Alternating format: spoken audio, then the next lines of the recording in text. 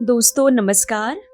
आज हम वर्ष 2023 के साहित्य अकादमी सम्मान से सम्मानित साहित्यकार प्रकाश पर्येकार जी के गांव गोवा राज्य के सत्तरी तालुका के धावेतार में हैं। साहित्य अकादमी सम्मान प्रकाश जी को वर्सल कहानी संग्रह के लिए दिए जाने की घोषणा हो चुकी है। तो आइए सबसे पहले आपको प्रकाश पर्येकार जी से और उनके गांव से मिलवाते हैं। धावेतार गांव मादय नदी के किनारे स्थित है। यही प्रकाश पर्येकर का घर है। इसी घर में प्रकाश पर्येकर का जन्म हुआ। माँ और पिता दोनों अशिक्षित थे। पिता का देहांत प्रकाश के बचपन में हो गया था। प्रकाश पर्येकर भाई बहनों में सबसे छोटे हैं। मादय नदी के किनारे प्रकाश पर्येकार का परिवार पूरन की खेती 2015 तक करता था, लेकिन नदी में डैम बन जाने के कारण पूरन की खेती करना संभव नहीं रहा। प्रकाश जी का बचपन खेत में काम करते हुए, जानवर चराते हुए, बंदरबार को पीटे जाते देखते हुए, पानी के लिए लोगों को झगड़ते हुए, खेत मालिकों के शोषण को देखते हुए बीता। यही से बालक प्रकाश पर्येकर के मानस में समाज की संरचना स्पष्ट होने लगी और आगे चलकर यही लोग उनकी कहानियों उपन्यास के पात्र बनते हैं। वर्ष 1998 से प्रकाश पर्येकार गोवा विश्वविद्यालय के कोंकणी विभाग में पढ़ाते हैं। वह देश समाज के विषयों को लेकर सचेत रहते हैं। उनकी पहली कहानी एक खिंड दुखाचो एक कॉलेज पत्रिका में प्रकाशित हुई। इसके बाद उनकी कहानियाँ गोवा के प्रसिद्ध अखबार सुना परांत में वाउटर और वशाड़ प्रकाशित हुई। यही से उनकी पहचान कहानीकार के तौर पर बनी। आज प्रकाश पर्येकर सत्तरी इलाके की आवाज़ साहित्य में उठा रहे हैं। प्रकाश पर्येकार का पहला निबंध संग्रह द वर्णे 2005 में, वही इगड़ी बिगड़ी तिगड़ी था 2006, कोल्याची नाडेपेन्ना 2010 में, मादय काळजातल्यान कागदार 2011 में, आमचे आमी कविता संग्रह 2013 और वर्सल कथा संग्रह 2021 में प्रकाशित हुआ। प्रकाश पर्येकार को साहित्य के कई प्रतिष्ठित सम्मानों से नवाजा जा चुका है, जैसे कोंकणी भाषा मंडल का साहित्य पुरस्कार, कविवर्य बाबा बोरकर स्मृति पुरस्कार, साहित्य अकादमी दिल्ली का बाल साहित्य पुरस्कार, पंडित प्रताप नारायण मिश्र स्मृति युवा साहित्यकार पुरस्कार और 2023 का साहित्य अकादमी पुरस्कार आदि। प्रकाश पर्येकार की कहानियाँ कई भाषाओं जैसे हिंदी, कन्नड़, उड़िया, मलयालम, पोर्तुगीज, बांग्ला, अंग्रेजी आदि में अनुदित हो चुकी हैं। प्रकाश पर्येकार की कई कहानियों पर टेलीफिल्म भी बनी है, जैसे मराठी लघु film Ranbul, Moner Maya, across across, Kajro, Arya daughter of Bharat नाम से बनी हैं। यह फिल्में कई अंतर्राष्ट्रीय फिल्म फेस्टिवल में इंडियन पैनोरमा में चुनी गई हैं और पुरस्कृत भी हुई हैं। प्रकाश पर्येकार के साहित्य को पढ़ने का मतलब है गोवा को नए तरह से जानना और थोड़ा बेहतर ढंग से समाज के मुद्दों पर विचार करने की शुरुआत करना। हमारे समय में जहां भाषाओं को खत्म करने का षड्यंत्र चल रहा है, वही हमारा प्रयास है कि हम भाषाओं के बीच सेतु बनाने का प्रयास सामर्थ्य भर करते रहें। इसी प्रयास में हम कोंकणी भाषा के साहित्यकार प्रकाश पर्येकार जी से आपकी मुलाकात करा रहे हैं। कि शुरुआती जो जीवन आपका रहा है वो कैसा रहा है? ये सत्तरी तालुका है और एक गांव है, उसका नाम है धावेतार। एक घर है मेरा और मैं बर्थ प्लेस से यहाँ है जी। यहाँ जो ब्रिज दिखाई दे रहा है वो महादई नदी है, जो कर्नाटक से वहाँ बहती है और पंजाब में अरबी समुद्र वहाँ मांडवी बनती है जी। तो यहाँ महादई बोलते हैं उसको। महादेव का मतलब क्या है? महादेव इस बड़ी आई कह सकते हैं, बड़ी माँ। बड़ी माँ। अच्छा। महादेवी, महा मीन्स बड़े। जी जी। हाँ। जैसे उत्तर भारत में नदियों का नाम ऐसे होता है, जैसे वहां पर गंगा है तो हम मानते हैं कि सबसे बड़ी नदी बड़ी नदी है, जी। जैसे गोवा लॉन्गेस्ट रिवर। अच्छा। हाँ, ये तो महादेवी है और बाद में मांडवी और साउथ गोवा में जुआरी है। जुआरी। आपने सर माझ्या एक काळजातल्यान कागदार पुस्तकान उसमें आपने उसको गंगा मैया कहा है, गोवा की गंगा मैया। ते महादेवी काळजातल्यान कागदार हे पुस्तक जे आसा पळय तो ह्या वाठारांतले, कारण दिस इज हो तालुको जो आसा न्ही ताची बेसमेंट एरिया आसा हेची म्हादयची ती 1549 स्क्वेअर किलोमीटर्स आणि म्हादयची अभयारण्याची एरिया आसा 2008 स्क्वेअर किलोमीटर्स। जी जी। इस नदी के किनारे क्या क्या चीजें आपको याद हैं जो आपने बचपन में की हो? कौन सी खेती होती थी, लोग कैसे काम करते थे? आपको दिखाई देगा बाद में कि यहाँ तो प्रोमिनेंट जो खेती थी या पुरण खेती कहते थे। अच्छा।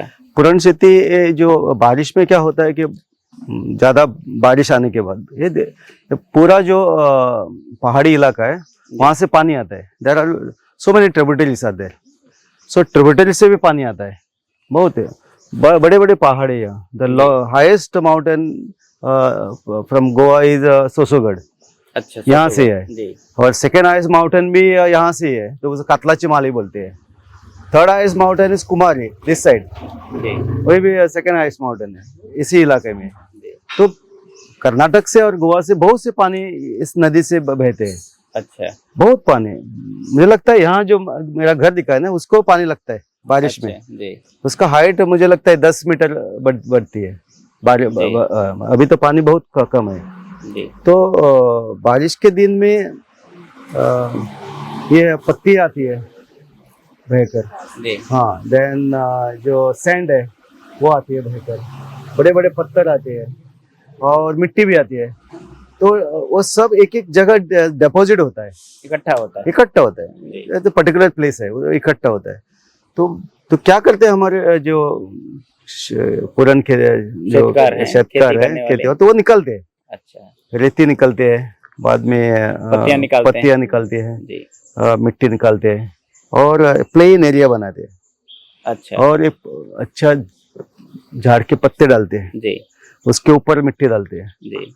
ओके, एंड बाद में धान लगाते हैं। और साइड में क्या लगाते हैं उसको, क्या बोलते हैं? साइड में लगाते हैं उस साइड में लगाते हैं, रिवर साइड में लगाते हैं उसको सितारी बोलते हैं। सितारी। और तीनों साइड में लगाते हैं उसको वही करते हैं, वही कोकणी में वही बोलते हैं जी। हाँ। तो पुरण खेती सर अब यहाँ पर होती है, नहीं होती है? अभी तो पुरण खेती नहीं होती है। उसके दो कारण है। एक कारण मीन्स गवर्नमेंट ने चेक डैम बनाए जी। इस नदी पर जो आपको दिखाई देगा बाद में 5 मीटर ऊंचाई का जो चेक डैम है उसको हम बांध बोलते हैं जी। हाँ, बंधारे, वसंत बंधारे। तो गवर्नमेंट ने क्या किया कि वसंत बंधारे बना के ये पानी जो पीने के लिए चाहिए, इसलिए किया है। तो अब सब ऊपर का भाग जो सब ये सबमर्ज हो गया है, तो अच्छा। सबमर्ज होने के बाद पुरान खेती नहीं हो सकती है जी, जी। ये एक कारण है। सर आपने मतलब सिर्फ यहाँ वाड़पय में नहीं बल्कि मोलेम या फिर और भी कई सारे गोवा के क्षेत्रों में जाकर शायद इसका अध्ययन किया है कि कहाँ और पुरान खेती होती है। तो मेरे हिसाब से मैंने 1998 में एक सर्वे किया था। अच्छा। पूरा यहाँ 33 विलेजेस है जी, other side, both the sides. तो मैंने जाके ये किया था कि 565 फैमिलीज थे तो अच्छा। पुरान खेती करते थे 565 परिवार। वहां से ऊपर कडवल गांव है जी। तो नीचे गांजे लास्ट विलेज, वहाँ के यहाँ के सब लोग करते थे, सब लोग मीन्स पुरान वही का कि वही एक मेजर खेती थी। और सर कुमेर खेती का भी उल्लेख आपने किया है, तो इसके बारे में कुमेर खेती पर 1970 तक कुमेर खेती चलती थी। 1970 कुमेर मीन्स शिफ्टिंग कल्टीवेशन। अच्छा हमारे यहाँ के लोग जो है ना, यहाँ पहाड़ी लोग सब है, जंगल में रहने वाले, तो इन द मंथ ऑफ मई में और अप्रैल, गुड़ी पड़वा, जी। हाँ, गुड़ी पड़वे के बाद अच्छा वहाँ जंगल में जाते थे और पेड़ कट कर काटते थे, और बाद में पेड़ काट के बाद में आग लगाते थे। अच्छा हाँ, आग लगाने के बाद नेक्स्ट डे ते नाचनी है ना, हाँ हाँ क्या बोलते हैं हिंदी में, रागी रागी। जी। तो रागी डालते थे हाँ। और घर आते थे। अच्छा तो बारिश आने के बाद वो बीज होता था। हाँ और बाद में बारिश में ये लोग वहां जाते थे, अच्छा वहाँ छोटा सा घर बनाते थे, जी। उसको गवाड़ बोलते थे। गवाड़ गवाड़। अच्छा हाँ हाँ, वहाँ रहते थे 2-3 महीने। हाँ हाँ हाँ, हमारी फैमिली में इस तरह का खेत किया है। अच्छा। हाँ, यस। उत्तर भारत में इसको बोलते हैं एक तरीके से कि हमने बंगला डाल लिया, हाँ हाँ। तो यहाँ पर गवाड़ और वहाँ पर जी। मुझे लगता है 80% सब फैमिली से 70 का इलाके से जी। है, तो वहाँ जाते थे। अच्छा वही उसका ये था, मेजर खेती थी। अच्छा नाचने की, रागी की। जी जी।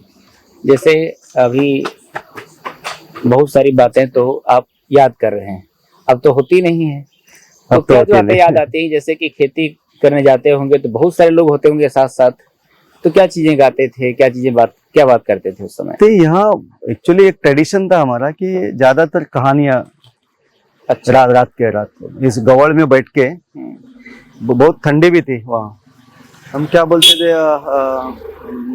किती म्हणता का, पर्स घालता थे का, धग घालता थे का, आग लगाते थे। हाँ, रात पे आग लगाते, बैठ के वो कहानियां सुनाते थे।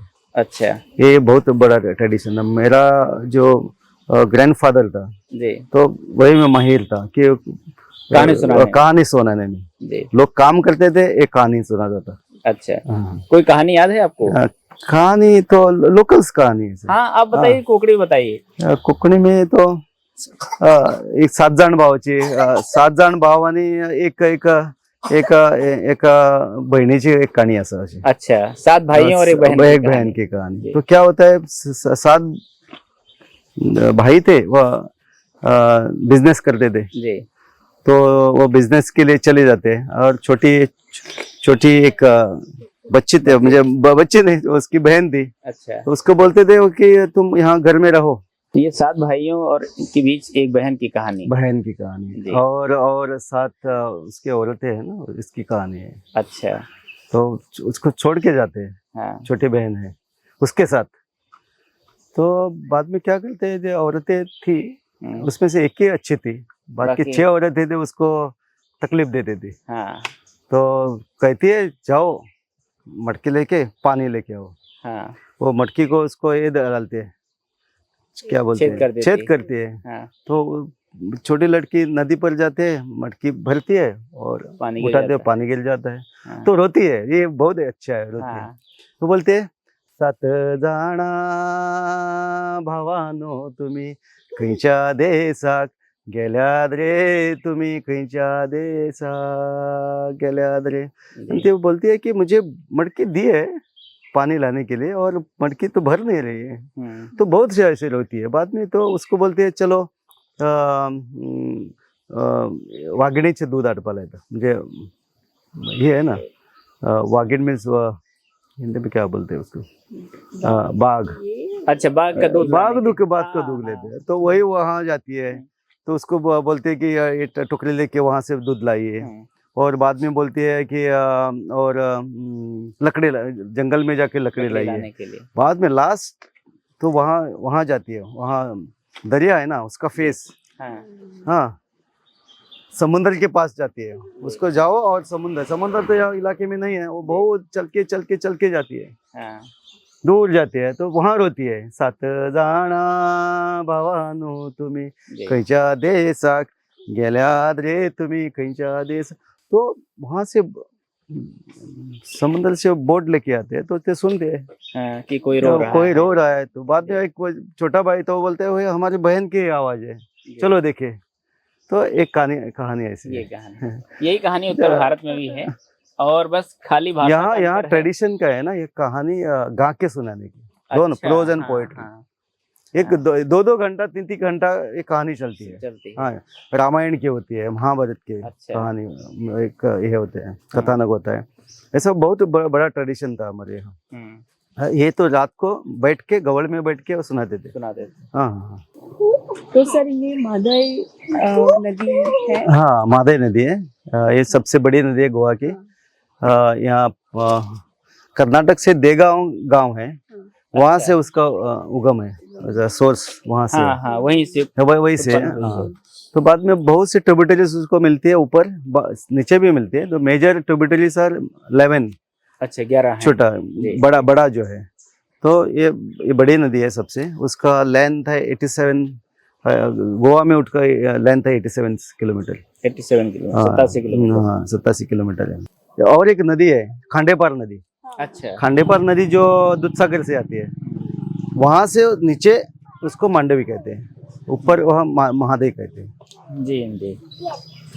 इस नदी को लेकर के बहुत सारी कहानियां तो होंगी यहाँ पर। कहानियां भी है, और एक कहानी है ऊपर वहाँ जो घाट सेक्शन है वहाँ। हाँ, वहाँ दो नदी है। एक नदी है ये महादेवी जो गोवा में आता है। जी। दूसरा नदी है जो कर्नाटक में जाता है, मलप्रभा। मलप्रभा। हाँ, ये मेजर रिवर है जो अच्छा। नीचे जाती है वहाँ हुबली धारवाड़ जी। वहाँ जाती है। तो वहाँ के लोग है उसके बोलते हैं ये बहन है, बहन भेड़ी भेड़ी है, बहना है। जी। तो उसके क्या ऐसा एक ये है कि कहानी है कि नाराज हो जाती है। अच्छा। उसका झगड़ा हो गया उसको। हाँ। तो ये यहाँ गोवा में चली गई और दूसरी कर्नाटक में चली गई। इस तरह का एक कहानी है। उसको महादेवी भी बोलती है। महादेवी मीन्स सबसे बड़ी देवी है, उसको देवी के रूप में भी पूजा जाता है। जी जी। और यहाँ इस पानी हमारे गणेश चतुर्थी होता है ना, जी। तो हमारा देवी पूजन होता है। और देवी पूजन क्या है कि पानी लाके वहाँ औरतें पानी लाते हैं और घर में उसका पूजन होता है। अच्छा। हाँ, ये भी है उसका। और दूसरा है कि और एक बड़ा उत्सव रहता है हमारे यहाँ पानी के बारे में कि सातेरी है। तो गोवा इस इलाके में सातेरी को कलश जो रहता है ना, अच्छा, ओके, कलश के रूप से ये पूछते हैं, उसके पानी डालते हैं उसमें। दैट मीन्स इनडायरेक्टली पानी की ही पूजा होती है। आपने बताया था सामने, मैं कहूँगा रोहतास से जरा दिखाएं। हाँ। कि यहाँ पर आप बता रहे थे कि पहले पूर्ण खेती होती थी, तो यही एरिया था वो? यही एरिया, ये सब एरिया है। अच्छा। ये is one of the place. अच्छा। जो आपको दिखाई देगा गवर्नमेंट ने बंधारा, मुझे वसंत बंधारा बनाया है। अच्छा। उसका हाइट ऑलमोस्ट 5 मीटर से। अच्छा। तो आप पूरा पानी वहां से 3 किलोमीटर तक, जी। यहाँ से 3 किलोमीटर पानी पूरे का पूरा है, पात्र भरा हुआ है। अच्छा। हाँ, ये देखो। तो यहाँ जो आपको दिखाई दे रहा है इस साइड में और इस साइड में, दोनों साइड में पुरानी खेती होती थी। यहाँ यहाँ वहां से नीचे तक, यहाँ तक। अच्छा। पूरा यहाँ तक। बाद में आपको इस साइड में भी पुरान होती थी। अच्छा। ये यहाँ से ये ऊपर और यहाँ से ऊपर तक सब पुरानी खेती थी, छोटे छोटे। इसमें और 200 स्क्वायर मीटर में, 300 स्क्वायर मीटर में, 500 स्क्वायर मीटर, अलग परिवार, छोटा छोटा। इवन 200 स्क्वायर मीटर में भी होता था। छोटा पुरानी खेती। इसमें महिलाएं और पुरुष दोनों? हाँ, दोनों काम करते थे। दिस इज अ मंथ, जनवरी में, दिसंबर जनवरी में काम चलता था, 1 महीना भर। अच्छा। यानी फरवरी से पहले उसको ये करना था, बीज डालते थे, ट्रांसप्लांट करते थे। हाँ, हमें कितने बंटा देखा इनको लगाते थे। हाँ, जी। जमीन तैयार करने एक महीना में ज्यादा, 1 महीने के ज्यादा। हम मुझे लगता है हमारे जो पुरान बड़ी थी, वांगनी पुरान बोलते थे उसको, 1 month 40 days, more than 40 to 50 days. सब फैमिली जाके सब लोग जाते थे, सुबह जाते थे, सुबह दिन भर काम करते थे। हम रात भी काम किया हमने। अच्छा। हाँ, रात को भी 12 बजे तक हम काम करते थे। तो टाइम लिमिट होता है। क्यों क्या टाइम लिमिट होता है कि फरवरी में भी उसको बीज डालना ही है। तो फरवरी, मार्च, अप्रैल, मई 3 महीने से वो तैयार होता है। तैयार नहीं होगा वो तो बारिश आएगा, बाढ़ आएगी, बाढ़ आएगी तो फसल चली जाएगी। जो काजल फल कथा में मैंने उसका दिखाया है। और मैंने पुराण कादम्बरी में मैंने नॉवेल्स में भी मैंने इसका ये किया है। यहाँ तक कि आपने सर पेड़ों का भी जिक्र किया मुझे है। लगता है कि ये पेड़ भी आपकी उसमें है। हाँ, ये पेड़ है ना, ये पेड़ मेरे माधे कागदतलन कागदार। अनंत हाँ हाँ, अनंत है उसका नाम। जी जी ये अनंत का पेड़, ये पेड़ है ना, जो पानी में जहाँ पानी है वहाँ आएगा, वो बोलेगा। अच्छा अच्छा। हाँ, और बाद में और खूब बहुत से एक चैप्टर है मेरा। शेरनी। हाँ, शेरनी आपको नीचे दिखाई देगी। शेरनी अच्छा 3 तरह की शेरनी की ये होते हैं जहाँ जिक्र किया हाँ पेड़ होते हैं, छोटा वाला और छोटा 3 जिक्र किया। वो जो मतलब पानी में ही रहता है, बाहर नहीं दिखाई देगा। अच्छा, इसी महादेव से जुड़ी है एक और बात है, जैसे बहुत सारी चीजें महादेव से जुड़ी हुई हैं। गोवा की संस्कृति में बहुत बड़ा उसका भूमिका भी है। जब महादेव को लेकर इतने सारी चीजें चल रही हैं और हम ये भी देखते हैं कि महादेव के पानी को रोकने की भी सारी योजनाएं हैं, तो इसको लेकर क्या चिंता होती है कि क्या चीजें प्रभावित होंगी?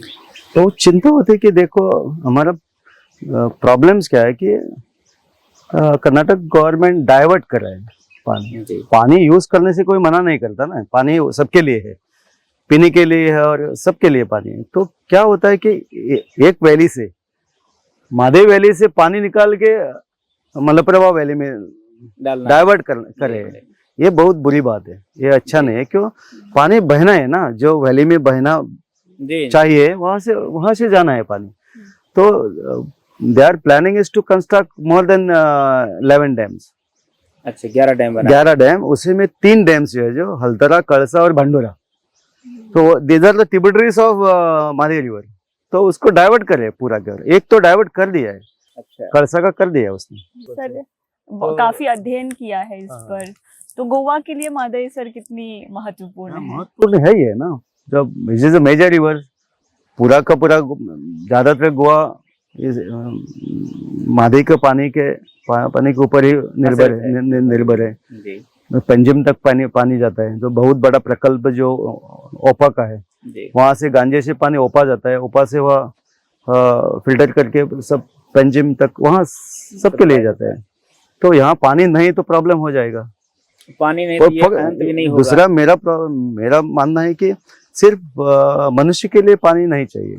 जी। So it is required for everything, flora and fauna. पौधे के लिए पानी चाहिए, जीव जंतु के लिए चाहिए, सबके लिए पानी चाहिए ना। बर्ड्स के लिए पानी चाहिए। बहुत से यहाँ मुझे लगता है इतना जानवर है, बहुत से बाघ है यहाँ, बहुत से, तो उसके लिए पानी चाहिए ना। So mostly we are thinking about that, मनुष्य के लिए पानी चाहिए, पीने के लिए, तो उसके लिए भी पानी चाहिए, उसकी भी चिंता करनी चाहिए हमने। आप पिछले 25 साल से महादेव को देख रहे हैं और बहुत सारी यात्रा में आपके साथी बने होंगे। कौन कौन से साथी याद आते हैं जो अब शुरुआत से लेकर अभी तक उसी राय पर कायम है कि महादेव को बचाना है? यहाँ बहुत लोग है गोवा से। अच्छा। बहुत लगभग 70 में राजेंद्र केरकर, ही इज बहुत काम करे। हमारे जो एनजीओ है हमारे महादेव बचाओ अभियान में, निर्मला सावंत जो एक्स मिनिस्टर इलेक्ट्रिसिटी और ये चेयरमैन है इसका, और myself, then Nand Kumar Kamat, then और प्रज्वल सकरदंडे, और बहुत से लोग हैं जुड़े हुए हैं। हम काम कर रहे हैं अभी। मुझे लगता है मुझे साहित्य अकादमी अवार्ड मिलने से पहले 2 दिन मैंने वहाँ गए थे। हम प्रोफेसर हमारे पीटर डिसोजा और प्रोफेसर राहुल त्रिपाठी, वहाँ जाके हल्दरा और कलसा जो डैम, वहाँ जो डैम बनने वाला है, हाँ बड़ा बांध, वहाँ जाके हमने आए हैं, देख लिया। हम आपको मालूम रहेगा यूनिवर्सिटी में अभी हमने महादेव क्लस्टर भी बनाए हैं। तो गवर्नमेंट जो लड़ रहे हैं, गोवा गवर्नमेंट, तो उसको टेक्निकल और साइंटिफिक डेटा जो है, तो मुझे लगता है गोवा यूनिवर्सिटी ने देना चाहिए कि हमारे यहाँ जियोलॉजी डिपार्टमेंट है, बाद में हमारे अर्थ साइंस डिपार्टमेंट है और हमारे बॉटनी डिपार्टमेंट है।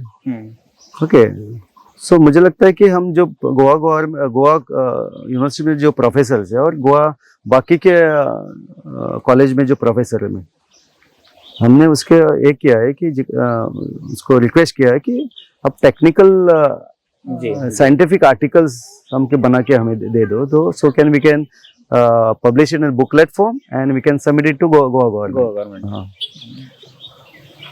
ये महादेई का जो इशू मुद्दा है, कई बार ये भी लगता है कि ये जिस तरह से इसको डील किया गया, हाँ, हमने बहुत सारी बातें इसमें सही तरीके से नहीं रखी। जैसे जब भी महादेई की बात आती है तो ऐसा लगता है कि सिर्फ पानी की बात है और पानी का इंसान से मतलब है। हाँ, आपने जो बात की तो उसमें एक बड़ा पर्सपेक्टिव है हाँ, बराबर से।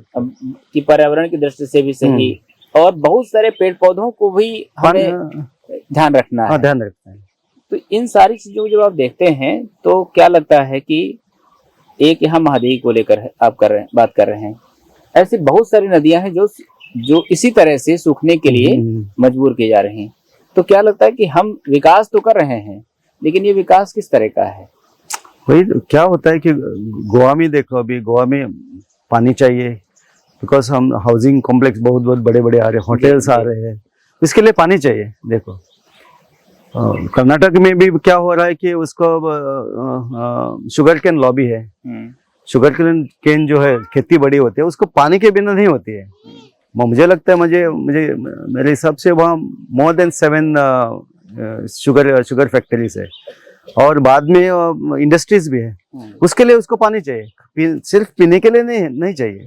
That is the reason there is lot of destruction and deforestation. जी सो दैट्स वाई वहाँ के लोग अभी बड़ा के एजिटेशन कर रहा है कि अभी हम we have to save the Malaprabha.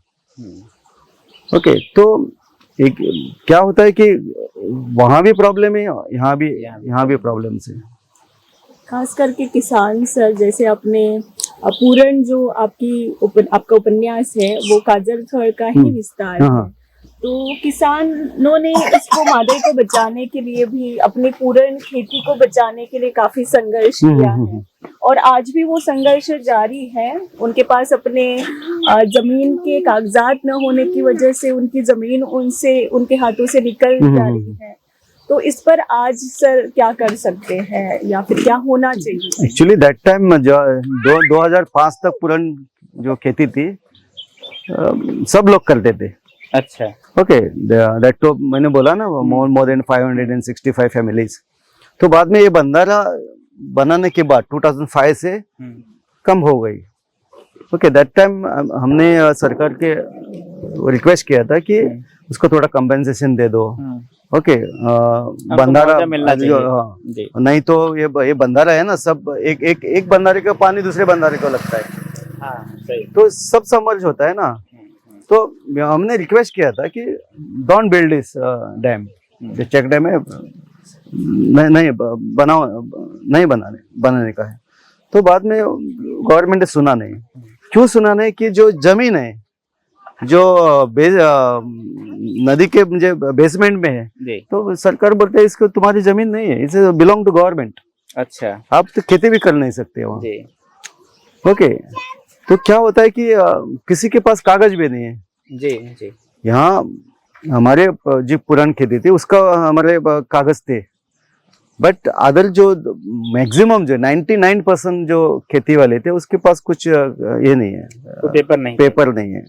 तो दैट केसेस नाल एंड ऑर्डर हो गए। और भी प्रॉब्लम है यहाँ, ये पूरा इलाका जो है ना फॉरेस्ट एरिया है। ओके, फॉरेस्ट एरिया है, देन गवर्नमेंट लैंड है, देन एनक्रोच लैंड है, जो लोगों ने एनक्रोच किया है, कब्जा कर लिया। ये भी लैंड है, अफरामेद है यहाँ, और तो 4-5 तरह का यहाँ जमीन है। तो किसी के नाम पर नहीं है, ज्यादातर उसके किसी के नाम पर जमीन नहीं है। And government don't want to be give the land to the people, farmers नहीं देना चाहती है। तो उसको चल रहा है, पर मुझे नहीं लगता कि वो गवर्नमेंट दे देगा। तो ये फॉरेस्ट इलाके होने के बाद और हमारी जो सेंचुरी है महादेई सेंचुरी, अब अभी टाइगर रिजर्व भी गवर्नमेंट करना चाहते हैं। तो they want to reserve this forest for the animals and not for the people. अब अंदर चले गए 20 किलोमीटर, 22 किलोमीटर, 25 किलोमीटर अंदर छोटे छोटे गाँव हैं। अच्छा, हाँ बहुत गांव है यहाँ से गांव है अंदर। जी। तो ये सब गांव महादेव सेंचुरी में है। जी। तो गवर्नमेंट सोच रहा है कि उसको निकाल दे। जी। ओके, वहाँ से हटा दे उसको। लेकिन जो लोग पुरानी खेती करते थे और अब वो नहीं करते, तो उनका जीवन कैसे चल रहा है? अभी जीवन मीन्स खेती तो नहीं है। जी। आपने मैंने पहले ही बोला था कि वह जो कुमेर खेती है वही तो चली गई, जी। ये भी खेती चली गई। तो मुझे लगता है खेती नहीं है अभी। अच्छा। हाँ, तो सिर्फ नौकरी पर। नौकरी बस कहीं वहाँ आपको दिखाई देगा कि वाइंगन खेती किसके है, तो वे लोग करते हैं, तो बाद में खेती नहीं है, तो बाद में लोग नौकरी ढूंढते हैं। शायद माइनिंग में। माइनिंग तो यहाँ इस इलाके में ज्यादा नहीं है, बाकी नीचे के इलाके में। अच्छा। तो लोग ज्यादातर गवर्नमेंट नौकरी में पीछे भाग गए। हाँ सर, आपने वर्सल की भूमिका में उल्लेख किया है कि आपने एक उपन्यास लिखा है, लेकिन अभी आप दूसरा उपन्यास लिख रहे हैं। तो सर, ये उपन्यास कब आ रहा है और पाठकों को क्या पढ़ने के लिए मिलेगा इसमें? एक्चुअली मैंने पुराना उपन्यास मैंने लिखा है 2021 में। तो और एक मैंने लिखा था पहले कि 2009 में एक लिखा था, जो हमारा हरिजन समाज है। आपको जो वर्सल कथा है ना, जो वर्सल और काजरो कथा, जो उसको नेशनल अवार्ड मिल गया फिल्म के लिए। जी। तो हरिजन लोग है वहाँ, यहाँ से 1/2 किलोमीटर है उसका गांव। हरिजन समाज के ऊपर है। तो लिखा है तो अनपब्लिश है अभी तक। तो दूसरा मैंने लिखा था पुरन के बाद, जो कुमेर खेती है हमारे, तो उसको हमारे शिफ्टिंग कल्टीवेशन बोलते हैं, उसी के ऊपर लिखा है। तो थोड़ा आधा लिखा है, तो मैं अभी सोच रहा है कि उसको अलग से डायमेंशन में रीराइट करूं। तो पूरा ये जो हमारे संघर्ष चल रहा है, आपको वहाँ मालूम पड़ेगा कि यहाँ जो हमारी ये पूरा महादेव अभयारण्य है, तो लोगों ने बोर्ड लगाए हैं, no entry for the forest department. अच्छा। ये संघर्ष चल रहा है। गोवा गवर्नमेंट मतलब फॉरेस्ट डिपार्टमेंट और यहाँ के लोग जो स्थानिक लोग हैं, बरसों से रह रहे हैं अंदर। उसका उत्सव चल रहा है वहाँ, और मे बी देयर टेम्पल्स है उसका, हाँ मंदिर है। तो बोलते हैं हम बाहर क्यों हम यहाँ के है ना, ये मिट्टी के हमारे, ये पेड़ हमारे, ये नदी हमारी, ये खेत हमारे, ये घर हमारा है, everything is belong to us. तो क्या होता है कि बाद में रूल्स आ गए, कायदा आ गए। जी जी। हाँ, रिजर्व फॉरेस्ट तो बाद में आ गया, सर्वे बाद में आ गई, अभयारण्य बाद में बन गया। तो इसका जो संघर्ष है गवर्नमेंट और लोगों के बीच, मुझे लगता है दिस इज एक्चुअली द ये है कि इसके ऊपर मैंने लिखना चाहिए, पीपल्स वॉइस बनने। हाँ, पीपल वॉइस बनने के लिए, कि इसकी धारणा क्या है, इसका जो मन में क्या चल रहा है, हलचल क्या चल रहा है। इसलिए मुझे लगता है कि मेरा जो कहानी हो और मेरा नॉवेल्स उसमें उपन्यास हो, तो उसमें पीपल्स वॉइस आना चाहिए, तो उसकी अभिव्यक्ति आना चाहिए उसको। अभी सर, काफी न्यूज में भी आ रहा है सत्तरी पानी की समस्या की वजह से और जमीन की वजह से भी आ रहा है। ज्यादातर यहाँ प्रॉब्लम है जमीन का। लोग जहाँ रहते हैं उसकी जमीन नहीं है। अच्छा। दूसरा और एक प्रॉब्लम यह है कि यहाँ मकासदार है, मकासदार में जमींदार। अच्छा। अब यहाँ गए, ये सब मकासो है। अच्छा। पूरे का पूरा गाँव बिलोंग्स टू वन फैमिली, पूरे के पूरे गाँव। दूसरा मकासो है वहाँ सालेली में, पूरी की पूरी जमीन एक ही उनकी है। वहाँ खड़की में है, वहाँ की पूरी की जमीन, पूरा का पूरा गांव एक ही आदमी का है। वहाँ चले गए सोनाल में भी ऐसा प्रॉब्लम है, जहाँ मकासो है। केरी में गए, केरी में मकासो है। तो is belong to one particular family. तो क्या होता है, घर बनाने के लिए और कुछ करने के लिए तो उसका परमिशन लेना पड़ता है। तो परमिशन जो जमींदार देता है ऐसा नहीं, कभी नहीं देता है। तो ये वो और एक दूसरा प्रॉब्लम तो मैं सोच रहा है कि उसी के ऊपर एक अच्छा नॉवेल, लोगों का इंतजार रहेगा कि नॉवेल प्रकाशित हो। और ये बातें गोवा की, तो मतलब गोवा के बाहर के लोग नहीं पता नहीं, और ये मुझे ही पहली बार पता चले कि इस तरह से चीजें घट रही हैं। घट रही है। और गोवा की जो इमेज है एकदम दूसरी हमारे सामने रखी जाती है। आपने शुरुआत कविता से की, और फिर आप आते हैं लौट करके कहानी में, फिर आप आते हैं उपन्यास में। और ये भी है कि आप यात्राएं कर रहे हैं, काफ़ी लंबी लंबी यात्राएं, गोवा के भीतर की भी हैं और गोवा के बाहर की भी हैं। तो ये जो विधाओं से, एक विधा से दूसरी विधा में जो जाना है, इसकी शुरुआत कब हुई और वो कौन ऐसे लोग थे जिन्होंने आपको कविता से दूसरी विधाओं में लाने में भूमिका निभाई? पहले तो मैं मराठी में एक कविता लिखता था जी। Up to 12th standard. बाद में मैं तो पढ़ाई तो स्कूलिंग मेरा आजमानी हाई स्कूल से तिसवाड़ी, वहाँ मैंने 7 बरस वहाँ पढ़ाई की। Okay, up to 12th standard. High secondary तो मेरी father Angla high secondary school से हो गई। बाद में फिर मैं यहाँ आ गया मेरे गांव में, और गवर्नमेंट कॉलेज है वहाँ सैंकलिम में, वहाँ मैंने एडमिशन लिया कॉमर्स के लिए। तो क्या हो गया कि मैं बहुत रीडिंग करता था, ज़्यादातर मराठी। तो बाद में यहाँ आने के बाद, कॉलेज में आने के बाद, वहाँ लाइब्रेरी बहुत अच्छा था। पहली बार मैंने इतना बड़ा लाइब्रेरी देखा सैंकलिम में। तो कोंकणी पुस्तक थे वहाँ, मराठी भी थे ज़्यादा, हिंदी भी ज़्यादा थे, पर लेकिन कोंकणी पुस्तक का अलग सा एक ये था कंपार्टमेंट था। तो मैंने वहाँ से कोंकणी रीडिंग शुरू कर दी। और एक हमारे कॉलेज में थोड़ा सा माहौल रहता था, हमारा एक ये भी था, कोंकणी मराठी एंड अंग्रेजी का एक स्टूडेंट्स का एक ऑर्गेनाइजेशन था, कोहम कहते थे वो। तो they has to conduct some competition every year. तो मैं कोंकणी का कविता लिखने लगा, तो मुझे प्राइज मिलने लगे, फर्स्ट प्राइज मिला। तो थोड़ा वाह वाह हो गया वहाँ मेरा।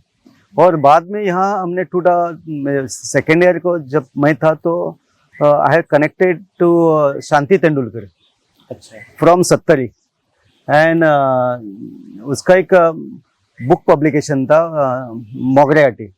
मुझे वहाँ बुलाया गया पहली बार पुस्तक प्रकाशन के। तो वहाँ हमारे मनोहरराय सरदेसाई, हमारे ज्येष्ठ कवि, अभी पुंडलिक नाइक जो कहानीकार भी है और उपन्यास भी लिखा है उसने, और नाटककार बोलते हैं हम कोंकणी के, और नारायण देसा, सब बहुत से लोग आए थे। तो आई कनेक्टेड टू ऐसे सीनियर राइटर बड़े लोग, सीनियर राइटर से। तो बाद में क्या हो गया कि मैं कविता ही लिखता था, प्राइज मिलते थे गोवा में, कहाँ जो कंपटीशन होता था वहाँ जाता था मैं। ओके, काव्य जागर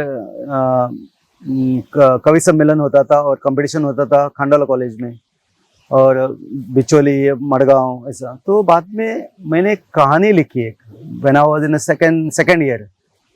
उसका नाम था एक वाट दुखाकडे। ओके, हिंदी में उसको एक वाट में एक रास्ता, हाँ, दुख की तरह, हाँ। तो मैंने कहानी लिखी और कहानी मैगजीन, कॉलेज का मैगजीन, उसमें छप गई। ये मेरी पहली कहानी थी। तो बाद में मैंने गोवा यूनिवर्सिटी में पोस्ट ग्रेजुएशन लिए हमने एडमिशन ली। किस समय की बात होगी? तो इट वाज बैक इन 1993-94। अच्छा। या तो मैंने बाद में वहां से एक कहानी लिखी, उसका नाम था वाउटर तानाजी, हाँ, चक्रवात। तो लिखी थी, यहाँ की एक समस्या पर लिखी थी, एक लैंडलॉर्ड पर। तो बाद में ये छपी नहीं थी, तो बाद में दूसरी कहानी लिखी, उसका नाम था वशाड़। ओके, तो उसी जमाने में क्या होता था कि भाई माउजो जो ज्येष्ठ कहानीकार है हमारे, जो ज्ञानपीठ पुरस्कार है, दामोदर माउजो, तो वो क्या करते थे, एक सदर मीन्स कॉलम लिखते थे। अच्छा। तो संडे उस कहानी प्रकाशित होती थी, उसके ऊपर अपनी टिप्पणी ऑन थर्सडे। हाँ, किस अखबार? अखबार था सोना परांत। हाँ, कोंकणी का अखबार। क्या तो स्तंभ था? स्तंभ का नाम मावजाले कसवडेर। अच्छा। हाँ, तो इतना अच्छा लिखा कि उसने बहुत अप्रिशिएट किया मुझे। My right of styling, my way of writing, सब कुछ, शैली और वगैरह बहुत अप्रिशिएट किया मुझे। और उन्हीं ने बताया कि अभी शिफ्ट करो कविता से कहानी, कविता से कहानी लिखो, अभी आप अच्छे लिखते हैं। तो then he guided me what to read and what not to read. तो बाद में मैं पढ़ता था, लेकिन उसने थोड़ा गाइडेंस के दिया क्या पढ़ना है अभी। तो मैंने ज्यादातर सब कोंकणी का कहानी पढ़ा था उसी वक्त। तो बाद में मैंने मराठी भी पढ़ता था, बाद में मैंने हिंदी इंट्रोड्यूस किया, हिंदी इस राइटर को पढ़ो। बाद में उसने इंट्रोड्यूस किया कि तुम इंडियन राइटर्स को, कहानीकार है उसको पढ़ना चाहिए। Then he introduce me about अंग्रेजी राइटर्स। ओके, तो इसी तरह का बाद में मैंने काजल फल लिखी। काजल फल का एक है कि काजल फल उसी एक न्यूज़पेपर था, मराठी न्यूज़पेपर, बट संडे का एडिशन कोंकणी में आता था। अच्छा। और उसका नाम था राष्ट्रमत। चंद्रकांत केणी हमारे कहानीकार संपादक थे। तो एक कहानी is very prestigious competition, all Goa level उसका कहानी का एक कंपटीशन रहता था। तो उसी में मेरा काजल फल कहानी को फर्स्ट प्राइज मिला। तो बाद में मैंने महाबली लिखी, वो भी अप्रिशिएट हो गई। तो इसी तरह मैंने मोनेल माए लिखी। मोनेल माए तो ऐसा हो गया पहली कहानी है मेरी मोनेल माए जो हिंदी में चली गई समकालीन भारतीय साहित्य में। तो वहाँ जाने के बाद उड़िया में चले गए और अन्य भाषा में चले गए। इसी तरह का ये प्रवास है मेरा। इस तरह मैंने कविता से कहानी। ओके, और मैंने एक्चुअली और एक मैंने कॉलम लिखा, मैंने सदर चलाया।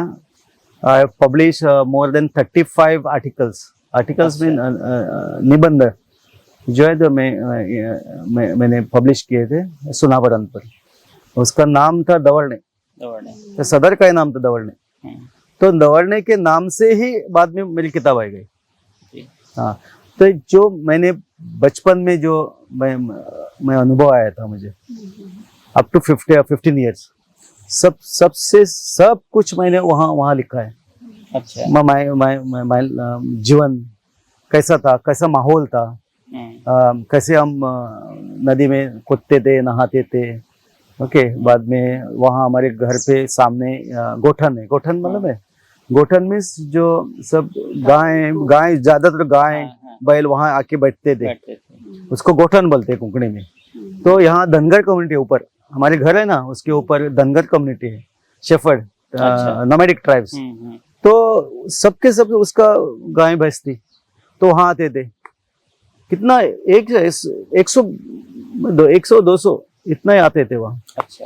तो I have connected to them also, उसका लाइफस्टाइल क्या है जो शेफर्ड लोगों का। ओके, तो सब मैंने उसमें लिखे हुए हैं। उसका किताब भी आ गया है।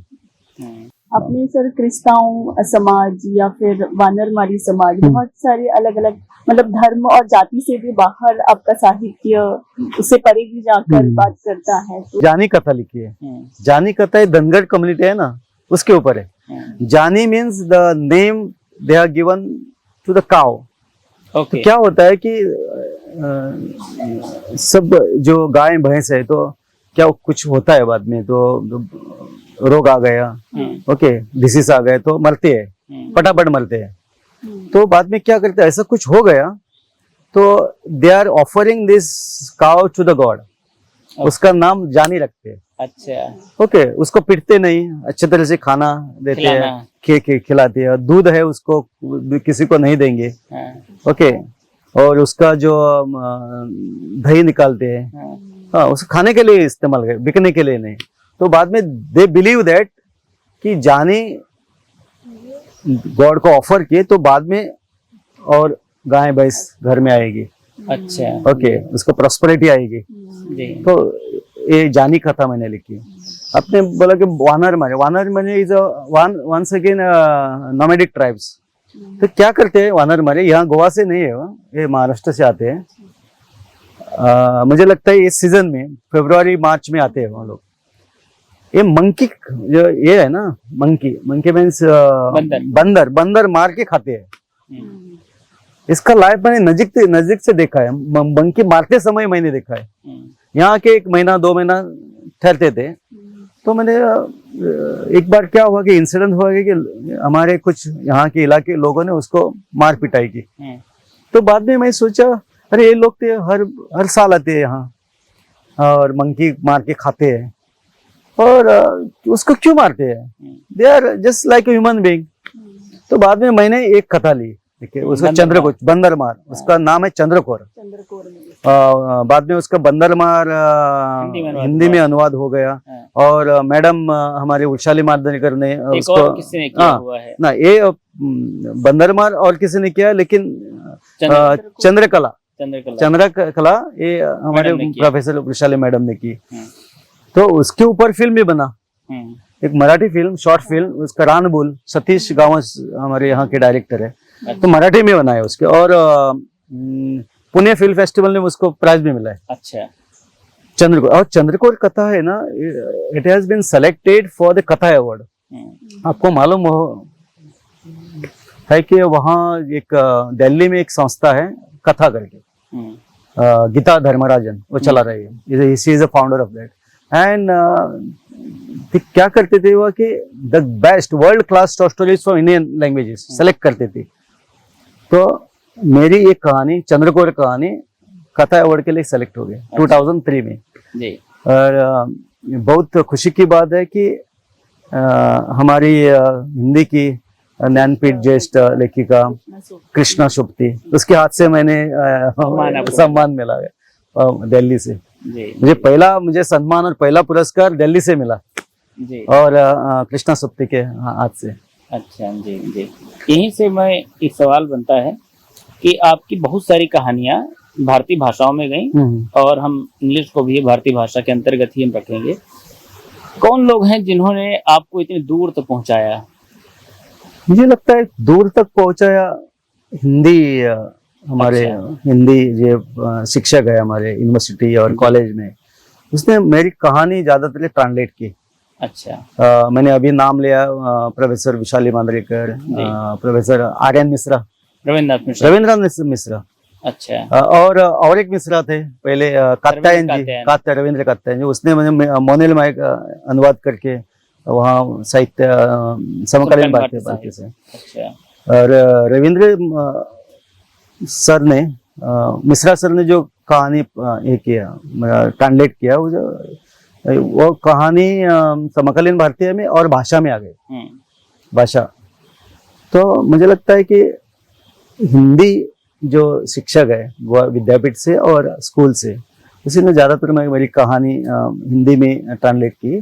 बाद में मेरी, मुझे लगता है more than 15 short stories translated by विद्यापय फ्रॉम वेस्ट बंगाल।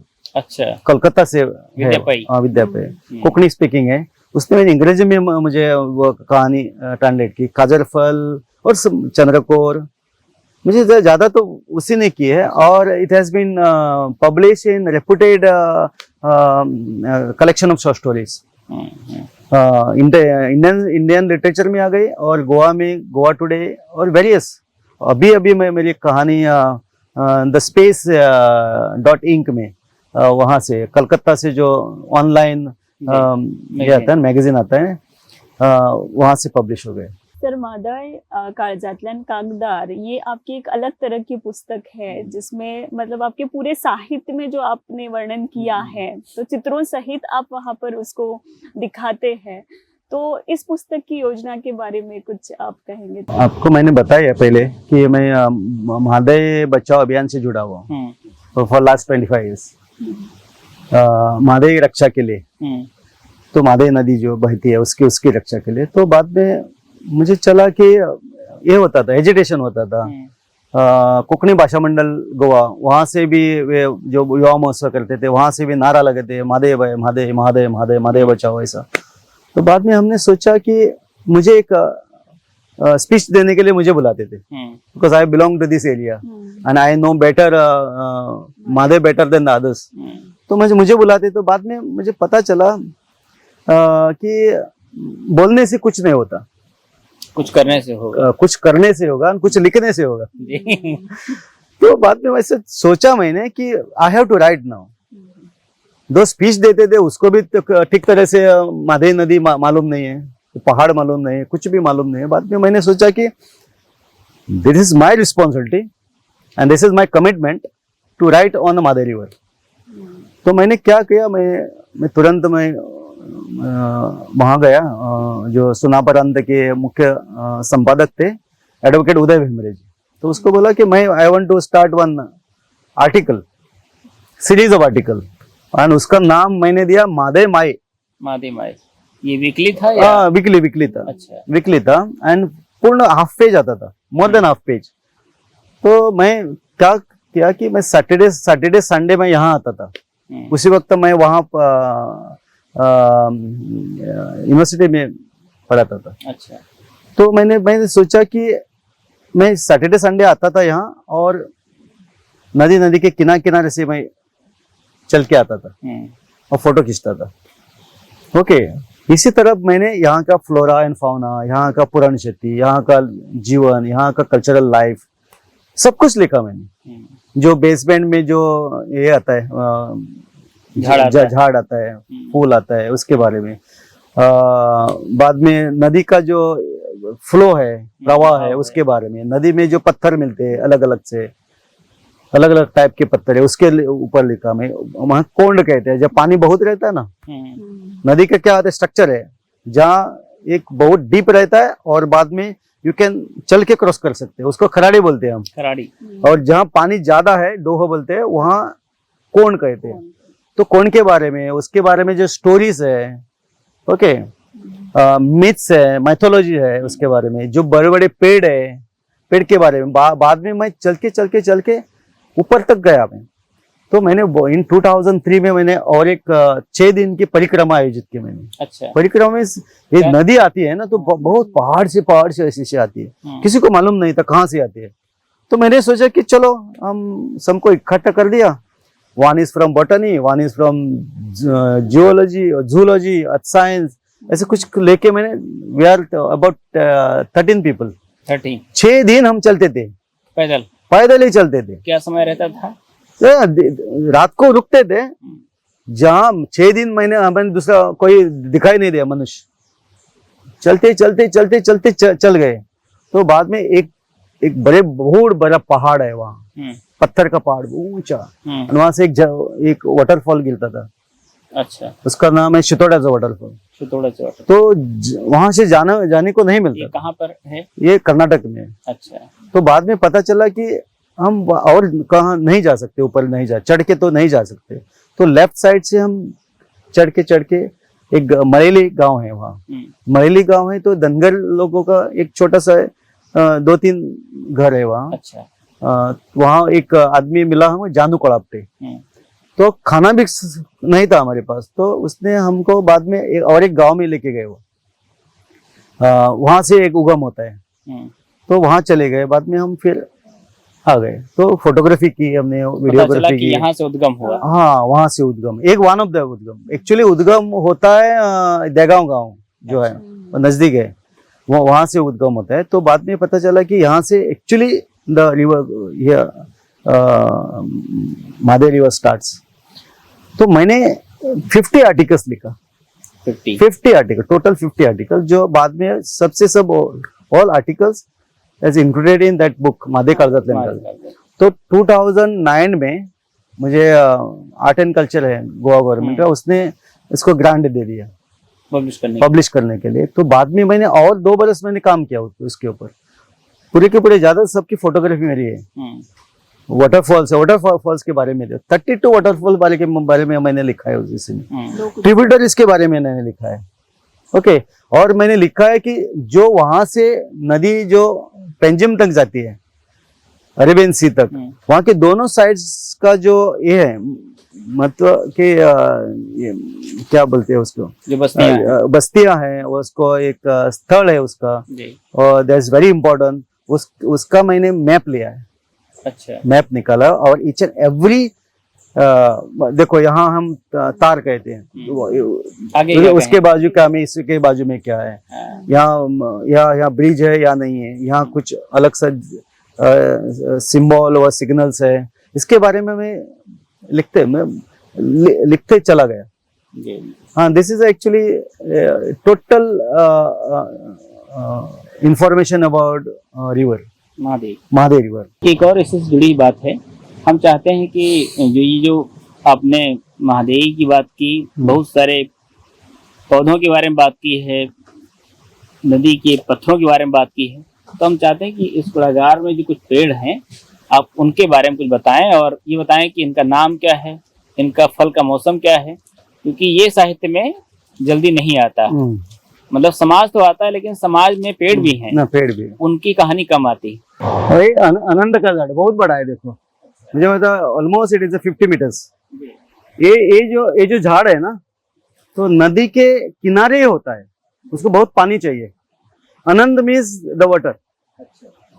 हाँ, तो ये बहुत इसी तरह के पेड़ आपको दिखाई देंगे only on the bank of the river, ज्यादातर यहाँ रहते हैं। And this are very important trees. जहाँ शेरनी है ना, वो भी वेरी इंपॉर्टेंट है कि जो नदी के पात्र में उगते हैं। ये जो है ये इस कॉमन ट्री है, कॉमन है वो, अच्छा, लेकिन उसका थोड़ा रेफरेंस है। ये वो बड़ा है, वहां तक ऊपर भी है पेड़ है, इसको भिल्ले माड़ कहते हैं। हाँ, माड़ की तरफ है, देखो। हाँ, ये बड़ा है, छोटा वाला है। तो पुरन जो होते हैं ना, पुरन, तो उसको तो वो निकालना पड़ता है, सब रेती वगैरह और पत्थर। तो ये जो है ये निकालते थे यहाँ से, बड़ा वाला है पेड़ का, और इसमें ये डालते थे एंड देन टू पुल और फेंकते थे। हाँ, कहानी में है, कहानी में काजलफल कहानी में भी है, और मेरा जो पुरन कादम्बरी है ना, उसी में भी मैंने जिक्र किया। दूसरा ये जो है ना, ये बहुत जैसे सिंबॉलिक है।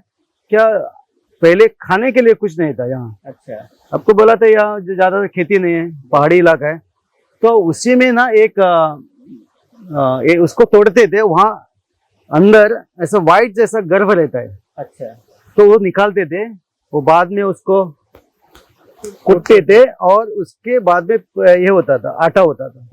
वो आटे की चपाती भाकरी बना के खाते थे लोग। हाँ, पेट के लिए मुझे बहुत से ऐसे ये महत्वपूर्ण ये है, पेड़ है। जंगल में जाके तोड़ के लेके आते थे।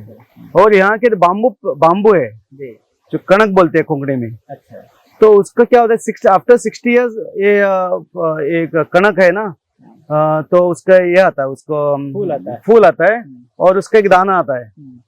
तो दाना बाद में नीचे गिरता है। तो इस जैसा जो गेहूं है, गेहूं इस तरफ, तो लोग चले जाते हैं जंगल में, तो इकट्ठा करके लाते हैं। वो बम्बू बाद में मर जाती है, पर लेकिन लोग जो उसका दाना है वो उसको लाते हैं पीस के, वो भाकरी और चपाती बना के खाते थे। ये लाइफ था पहले में 1950, 1960, 70 में यही चल रहा था। खाने के लिए लोगों को कुछ नहीं था।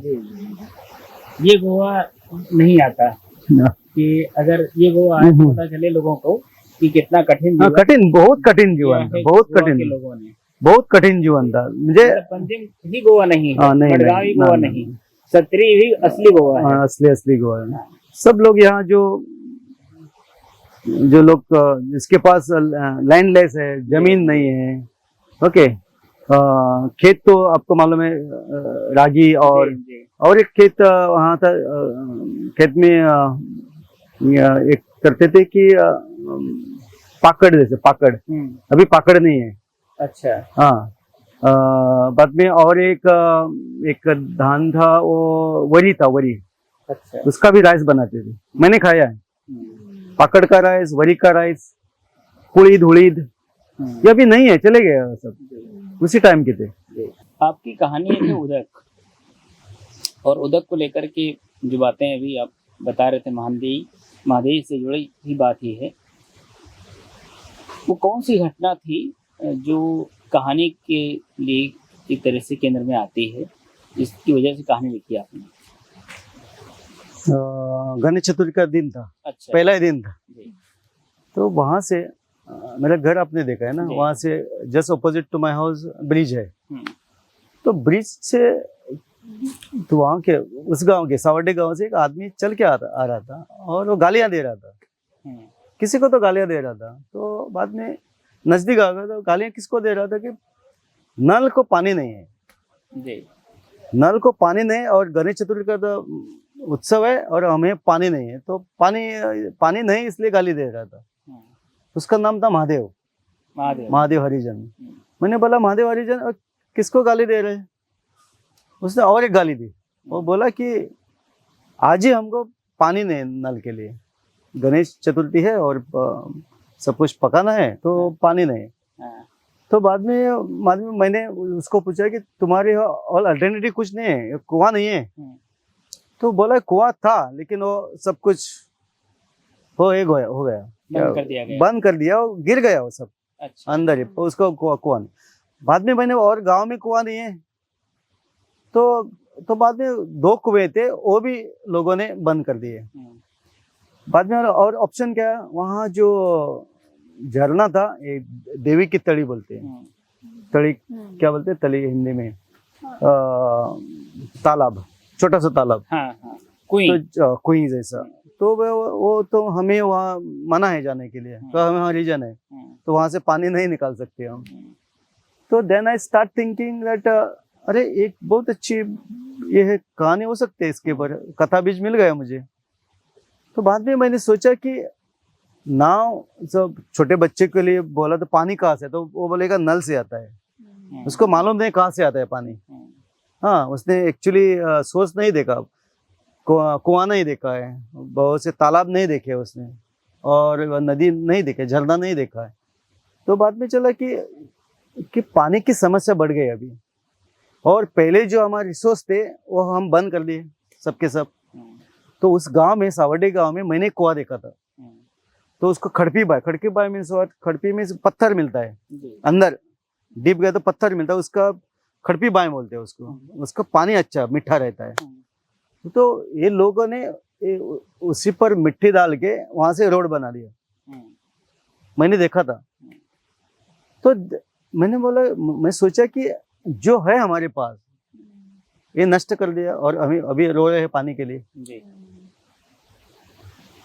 दैट मीन्स मैंने एक उदक कथा में ये समस्या है, पानी की समस्या है गांव में, शहर में नहीं, गांव में समस्या कैसी बड़ी है, इसके ऊपर मैंने एक कहानी लिखी थी, और बाद में उदक कहानी ट्रांसलेट हो गई हिंदी में। लेकिन सर अर्जुना जो डैम है वो नजदीक है, फिर भी पानी की समस्या यहाँ पर। अर्जुना डैम तो उस साइड में है, ओके, वहाँ बहुत समस्या थे पहले, अभी अंजुना डैम हो गया, बाद में पानी का वाटर टेबल है ना वो बढ़ गया वहाँ। पर इस यहाँ गांव में जहाँ नदी नजदीक है, इसी गांव में लोगों की पानी की समस्या है। इस इलाके में जैसे आप रहते हैं तो आमतौर से तो नहीं लगता है कि यहाँ कोई कास्ट सिस्टम टाइप का कुछ होगा, लेकिन आपकी कहानियों में इसका उल्लेख बार बार आता है। और वो पात्र मतलब रिवोल्ट भी करते हैं, वो जैसे भी स्वीकार नहीं करते हैं। क्या समाज में ऐसा आपको दिखाई पड़ता है कि वो रिवोल्ट कर पाते हैं, अपने मालिक के खिलाफ खड़े हो पाते हैं? एक्चुअली मैं समझता हूँ कि हमारी जो इतना पूर्वज लोग है उसने रिवोल्ट कभी नहीं किया, मैं ज्यादा तो रिवोल्ट नहीं किया। यहाँ एक सिस्टम है, गांव का सिस्टम बोलते हैं। गांव में क्या होता है कि गांव के प्रमुख रहते हैं, और जो बाहर से आया है उसको रैंत बोलते हैं, गांवकार एंड रैंत। हम यहाँ गांव में रहते हैं।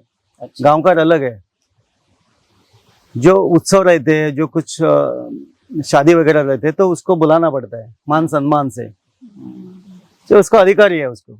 और गांव में जो मंदिर होता है, उसी गांव में मंदिर में वही पूजा करेंगे।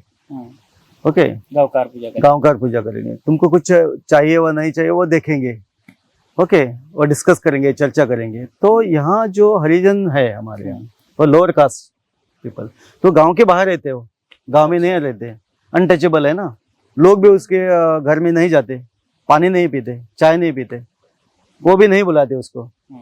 तो ज्यादातर ये लोग जो हरिजन समाज है, तो एक ड्रम बजाते, ढोल, उत्सव में, सब उत्सव में। आज मैंने इस बरस में मैंने ढोल बजाया पूरी बरस में, सब उत्सव के लिए। तो बाद में दूसरा फैमिली का आदमी है वो बजाएगा, उसको वर्सल बोलते हैं। तो इस गांव में, इस अवल्डे गांव में, हमारे सत्तरी गांव में एक इंसिडेंस हुआ कि दिस पीपल दे रिफ्यूज कर दिया। क्यों रिफ्यूज कर दिया? कि जो गांवकार है वो हमारे ऊपर थोड़ा सा कंट्रोल रखते हैं, ज़्यादा कंट्रोल रखते हैं, हेट करते हैं, जाति के नाम से बुलाते हैं, मारते हैं, पीटते हैं, धमकियाँ देते हैं। तो एक इंसिडेंस हुआ था, उसने बोला कि हम इस बरस से ढोल नहीं बजाएंगे, आज तक नहीं बजाते हो। तो जे निचले समाज के लोग हैं, थे जो लैंडलॉर्ड्स है, गांवकार है, उसके आगे नहीं बोलते वो लोग, लेकिन कहानी में बोलते हैं। कहानी में बोलते हैं। मैंने कहानी में मैंने अभिव्यक्त किया, मैंने ये मेरा कर्तव्य है कहानी का ऐसे है, तो उसको वॉइस देना मेरा काम है। तो मैंने ज्यादातर कहानी में मैंने यही किया है कि उसको जो डाउन ट्रोडन है, ओके, पिछले वर्ग के लोग हैं, उसको मैंने वॉइस दिया कहानी में। ऐसे लेखन के दौरान आपकी दिनचर्या क्या रहती है? लेखन मैंने एक बार लेखन दिया, मैं जो पुराण कहानी, पुराण नॉवेल है, मैंने 14 दिन में लिखी, सिर्फ 14 दिन में। 250 मोर देन 250 पेजेस का है। एक्चुअली रियली 14 दिन में कोई नॉवेल नहीं लिख सकता है, लेकिन ये नॉवेल मेरे अंदर ही था। पुराण खेती में मैंने काम किया, हमारे पूर्वजों की खेती थी, भाई के साथ मैंने काम किया, दूसरों का लोगों के काम मैंने देखा था, नजदीक देखा था, तो स्ट्रक्चर था अंदर, ओके। और इवन जो कैरेक्टर्स आते हैं ना, मैंने चूज भी किए, वही आ गए कैरेक्टर्स, लिखते गया, कैरेक्टर आते चले गए। तो मेरा दिनचर्या कि मैंने एक बार लिखने को बैठ गया तो उठता है ना, मैं 5-5 घंटे बैठता हूँ, रात को 2 बजे 3 बजे तक बैठता हूँ मैं, कंटिन्यूस। परिवार के लोगों से बात करते हैं? हाँ, मुझे साइलेंस चाहिए, बहुत साइलेंस चाहिए। मुझे कोई ऐसा थोड़ा गड़बड़ किया तो मुझे डिस्ट्रैक्ट होता हूँ मैं। कुछ सोचना है तो मैं सोता हूँ। सोता क्यों? सो के मैं इमेजिन करता हूँ, पर्पसफुली सोने के लिए जाता हूँ और मैं इमेजिन करता हूँ आगे क्या लिखना है, कैरेक्टर्स कैसा आगे लेना है। तो ये मेरी ऐसी माय राइटिंग स्टाइल। तो बाद में लिखने के बाद मैं फिर रिराइट करता हूँ। अच्छा, that process is very important for me. एक बार लिख दिया और छोड़ दिया ऐसा नहीं करता मैं, बाद में रिराइट करता हूँ, देखता हूँ क्या है वहाँ, कैरेक्टर कैसा डेवलप हो गया है नहीं है, उसकी भाषा के बारे में, उसके स्ट्रक्चर के बारे में, ओके, वो उपकथानक के बारे में बाद में बहुत काम करता हूँ मैं। कितने ड्राफ्ट बनाते हैं? इसमें मुझे लगता है जो पुराण नॉवेल है उसका 1-2 बनाए, बाद में थर्ड टाइम देखता हूँ मैं ईच एंड एवरीथिंग। माँ को आपने कौन सी कहानी सुनाई थी अंतिम? ज्यादातर सब पहले का सब उसको ही सुनाया था, काजर फल उसको सुनाया था, मोने में उसको सुनाया था। अच्छा, हाँ, वो पढ़ी लिखी नहीं थी, लेकिन कभी डांटती थी? नहीं कुछ नहीं, रोती थी। अच्छा। काजर फल कथा सुन के रोई थी। उसी ने मुझे बताया था कि ऐसा पानी मई में बहुत बारिश आई थी और सब कुछ खेती चले गए, बह गई थी। तो बाद में एक कहानी सुनकर रोती थी। तो अब कहानी का गुरु किसको मानेंगे, माँ को या किसी और को? मुझे लगता है माँ ही मेरी मुझे सब कुछ थी। हाँ, इंस्पायरिंग थी, बहुत अच्छा लगता था कि मैं लिखता हूँ। अभी नहीं है, वो चली गई। कौन सी यादें हैं जो माँ की, जो आप आपको आप बता दूं कि मैं अप टू 5th स्टैंडर्ड तक उसी के गोद में, उसी के एक ही पलंग पर हम सोते थे। मालूम है, वो मैं बहुत अटैचमेंट था, मैं सबसे छोटा हूँ मैं, तो उसी के साथ सोता था मैं। कभी कमी लगती है कि रचना को, जैसे आपको इतना बड़ा सम्मान मिला, और अगर माँ होती तो खूब खुश होती थी। एक्चुअली 2016 में चले गए। तो गोवा सर बहुत ही छोटा राज्य है और इस क्षेत्र की कोंकणी भाषा आज राष्ट्रीय स्तर पर अपनी पहचान बना रही है, और इसका एक कारण आप सर है। तो आपको कैसे महसूस होता है? एक जो मुझे साहित्य अकादमी अवार्ड मिला, एक कोंकणी का ही सम्मान है। एक बहुत छोटी भाषा है और population is not more than 15 lakhs। Goa में 15 लाख की आबादी है। कर्नाटक में तो ज्यादा है। We are all together Konkani people are not more than 50 lakhs। Karnataka में है, केरल में है और यहाँ बम्बई में है, महाराष्ट्र में।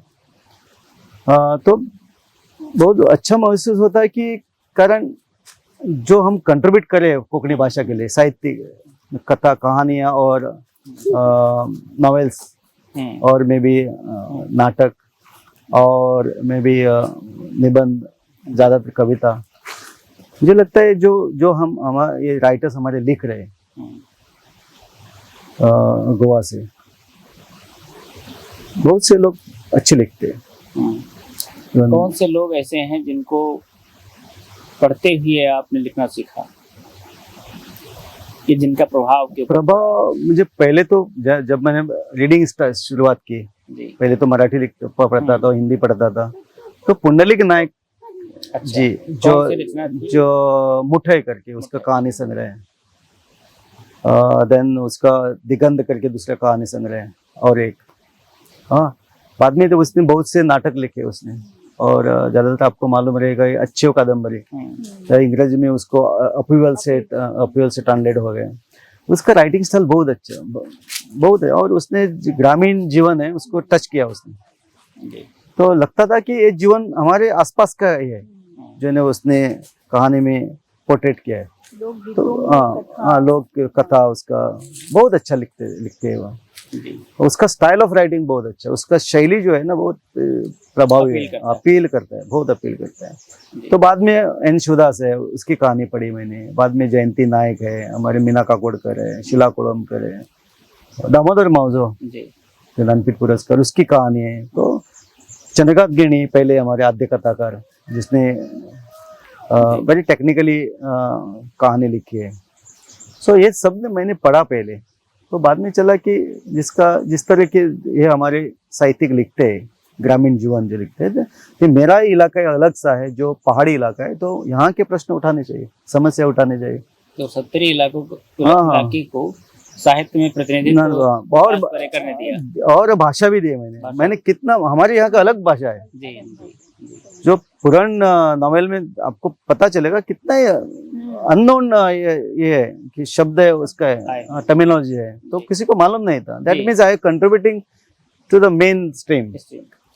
तो भाषा प्रबल तो ऐसे ही होते हैं ना, जो बोली भाषा में जो साहित्यकार लिखते हैं, तो बोली भाषा लिखते लिखते that indirectly they is contributing to the main language, प्रमाण भाषा। जब आप लिखते हैं तो उस समय आपका क्या रहता है कंटेंट के साथ, जैसे कि जिस कथानक को आप उठा रहे हैं?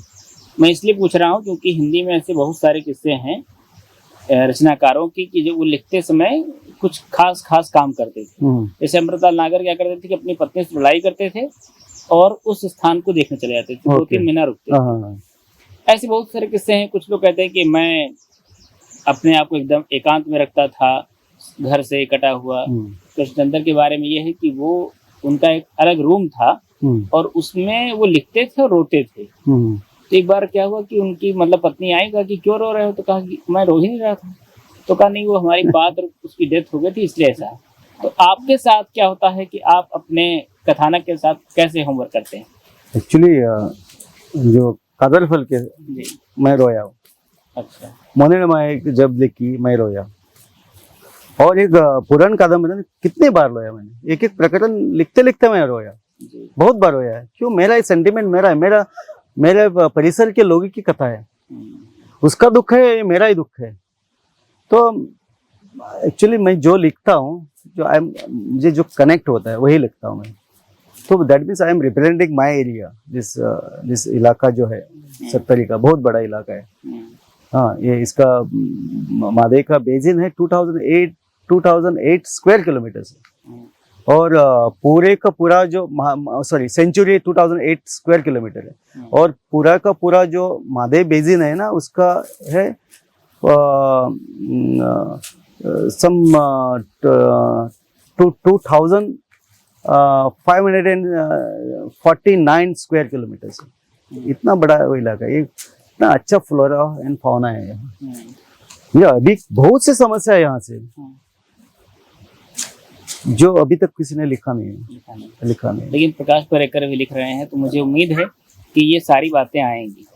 और हम लोग अपने अंतिम पड़ाव पर आते हैं। एक दो सवाल हैं सर। एक तो ये सवाल ये है कि जैसे बहुत सारे नए विद्यार्थी लिख रहे हैं, युवा भी लिख रहे हैं, तब चूंकि आप इस हैसियत में हैं कि आप उनको कुछ कह सकते हैं, क्योंकि सबसे बड़ा सम्मान इस समय साहित्य का आपको मिला हुआ है, तो हम चाहते हैं कि उनके लिए कुछ अगर आपकी सलाह हो कि जैसे आपको कुछ लोगों ने बनाने में भूमिका निभाई, तो आपकी सलाह उनके लिए क्या रहेगी? सलाह के एक पहले का बहुत अच्छा पढ़ना है, अच्छा साहित्य पढ़ना है।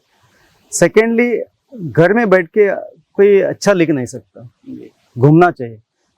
कल और परसों मैं जंगल में था, ट्रैकिंग में, और इशू जो है हमारे पास और समस्या है, उसको जाके अंडरस्टैंड करना चाहिए, इसका एक भाग बनना चाहिए। जो सामाजिक प्रश्न है और राजकीय प्रश्न है और आर्थिक प्रश्न है, उसका एक्चुअली कारण क्या है, ये समझने से आपकी समझ बढ़ती है, लिखने की समझ बढ़ती है। गांव में जाके, उत्सव में जाके कल्चर क्या होता है, जो मंदिर है, मंदिर में क्या कल्चर है, और विविध समाज के जो उत्सव रहते हैं वो नज़दीक जाके देखने से ही होता है। मैं कादरो जो कथा मैंने लिखी फिल्म के लिए, उसको 67 नेशनल अवार्ड हमें कोकणी फिल्म को मिला है। मैं उसके घर गया, हरिजन के घर, उसके साथ बैठा, मैंने उसको समझ लिया। आपको मालूम रहता है कि हम ज़्यादातर मरने के बाद हम जलाते हैं ना जी। उसके हरिजन और हमारे यहाँ और एक कम्युनिटी है धनगर, और एक गोसाई का कमेटी है, वो बैठ के जमीन में दफनाते हैं, बैठ के, इस पोजीशन में बैठ के। ओके, तो उसकी अलग से उसके रीति रिवाज है। जन्म तक तो मृत्यु है ना, उसकी अलग से परंपरा है। तो स्टडी करना चाहिए क्या है उसका। तो हम ज्यादातर क्या करते हैं, उन लोगों का मुझे क्या है, मैं नहीं जाऊंगा वहाँ, मैं वहाँ उस लोगों के बीच में मैं न रहूंगा। लेखक का काम उसमें जाना है, अंडरस्टैंड करना है, उन्हीं का होना है।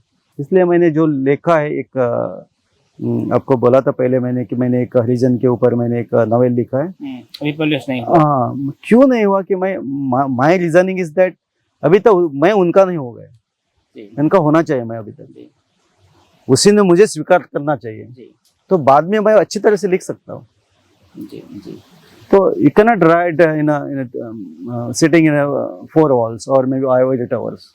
आपको घूमना चाहिए, फिर वहाँ उसका लोगों की जो संस्कृति है, प्रकृति है, उसको समझना चाहिए। मुझे लगता है कि जो नवे यंग बडिंग राइटर्स है, तो साधना ही करना चाहिए। साधना नहीं होता तो आप अच्छे नहीं लिख सकते। एक सर अंतिम सवाल ये है कि जैसे आपकी बहुत सारी कहानियों पर फिल्में बनी, डॉक्यूमेंट्री बनी, और ये भी है कि आपके बहाने से ही सही, लेकिन गोवा की एक अलग इमेज भी बन रही है। देख करके कैसा लगता है आपको?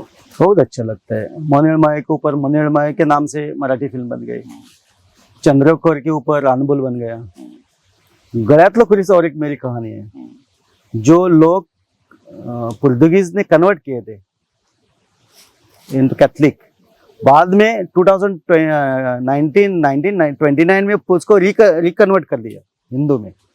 29 में बहुत से ज्यादातर हमारे गावड़ा लोग हैं ना, उसको जो नव हिंदूस कहते हैं उसको, तो उसके ऊपर कहानी है मेरे, गळ्यातलं खुरीस।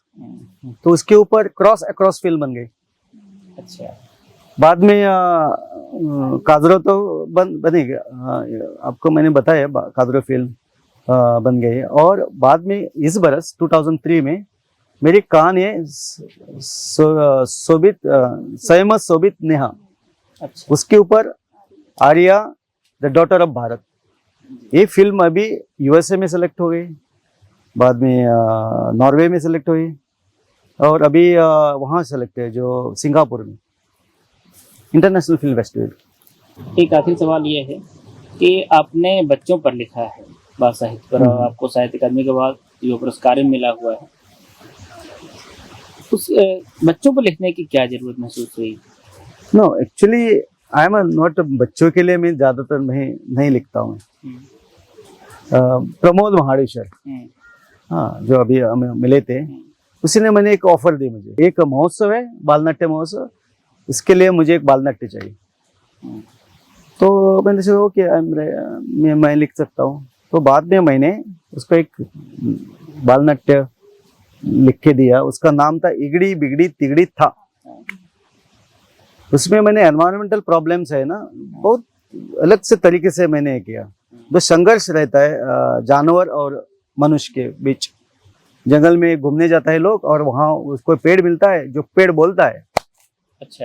एक जादूगर ने उसको एक माँ को पेड़ बनाया है, वो बोलती है कि मुझे ये जादूगर टोनिया जादूगर मैंने पेड़ बनाया है। ओके, जो और इस मेरी जो ये है ना पेड़ का बुंदा है, उसमें अंदर पत्थर है छोटे छोटे, हाँ, उसमें बाघ उसको चल रहा है, उसको एक छोटी सी ऐसी एक लड़की भी है, उसको अच्छा। पत्थर बना है। यही तो नहीं है? हाँ, ये छोटा सा एक ये है बिट्टू है, उसको भी पत्थर बनाए, बाघ को भी पत्थर बनाए, हाँ, एक मोर है उसको भी पत्थर बनाए। तो बोलते कि हमें रिलीज करो, हाँ, तो घबराते हैं कि जा पेड़ कैसा बोलता है। तो बाद में वो बोलते हैं कि एक वेरी इंपॉर्टेंट सेंटेंस है कि आप वहां से जाएंगे अभी तो मेरी जैसी माँ कितनी पेड़ के रूप में खड़े रहेंगे, उसका पान भी मत तोड़ो, पान भी तोड़ा ना उसको दुख पहुंचा जाएगा। तो एक मैंने बाल नाट्य लिखा, उसको साहित्य अकादमी बाल नाट्य पुरस्कार, पहला बाल नाट्य पुरस्कार मुझे मेरी किताब के मुझे मिला है। हम लोग सर यहीं पर अपनी बात समाप्त करते हैं। आपने किताबी दुनिया से बात की और हम लोग यहाँ पर आए हुए हैं इस उम्मीद में कि आपसे बहुत कुछ सीखने जानने को मिलेगा। ये हमारी हसरत पूरी हुई और हम ये दुआ करते हैं और ये भी कह सकते हैं कि अल्लाह ताला और भगवान और सातेरी देवी आपको ये फरमाएं, कृपा रखें आपके ऊपर कि ऐसे ही आप सतेरी की कहानी लिखें, सतरी की कहानी लिखें, धनगर समाज की लिखें। हम सबको इंतजार रहेगा, गोवा के लोगों को, गोवा के बाहर के लोगों को, कि कुछ नया और आप रचेंगे और फिर किसी मूड पर हम जल्दी ही मिलेंगे। नमस्कार। आप सबको भी धन्यवाद।